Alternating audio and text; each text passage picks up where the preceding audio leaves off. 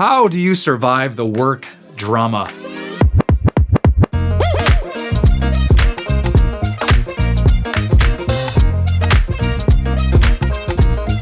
Have you been there in the midst of the work drama? Are you there right now in the midst of a total mess of the emails and the conversations behind people's backs and the divisions and the silos? If you ever had like a real work experience, you probably get it a little bit, if not a whole lot bit. If so, I'm sorry you do. And I want to answer this question with you. How do we get through the work drama?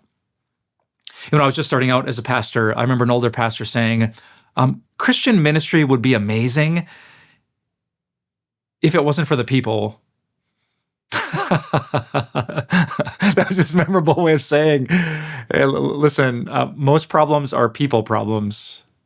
So sometimes the roof leaks, but for every one time that happens, 999 times there's people issues. And it's not just a church thing. Wherever you work, you're going to run into that. So what do you do? Especially if you're a follower of Jesus, how do you handle those moments? Well, I want to say 3 really quick things to you. Number 1, some places really are so dysfunctional and so toxic that you should leave.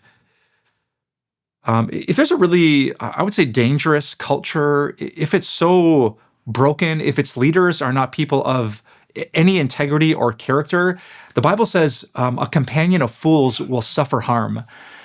And so God's wisdom is that you would separate from such a toxic environment. Don't feel like a Christian. You have to stay in every place, in every gathering of people. Sometimes you should run away from those folks like Jesus often kept his distance from the dangerous Pharisees. Number 2, be humble. It's really easy to see other people's drama that they bring to work. It's not so easy to see yours. You might be bothered by that person who talks and talks and talks and talks, but maybe they're bothered why you never open up and participate and offer an idea. Maybe that person whose emotions get hot, they bother you, but the fact that you never get passionate about anything bothers them. This happens a ton, like in dating relationships and marriages, where we see the good things that we do and the bad things our partner does, but sometimes they see the good things they do and the bad things that you do. There's 4 quadrants, the good and the bad of both of us. So I just want to encourage you to be humble, to get honest feedback, to not think that everyone else is so dramatic, but you're like Jesus entered into this workplace. That's not true. Jesus said those who exalt themselves will be humbled. And I don't want you to be humbled or embarrassed when you find out that you weren't so perfect either. It might be toxic and you have to go, or maybe you just need to increase your humility.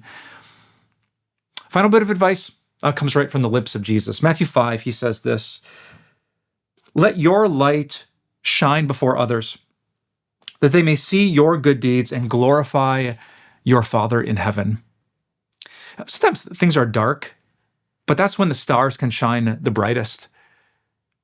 Sometimes a work culture is kind of internal and selfish and just thinking about my things. And you could be the person that could just change the culture in a positive way. You could be the person who encourages.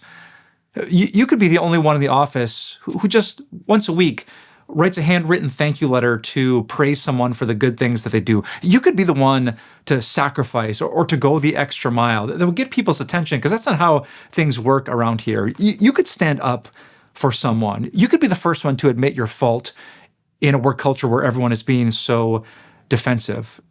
But the good part about a dysfunctional, like dark work culture is that little acts of like light are going to shine even more brightly.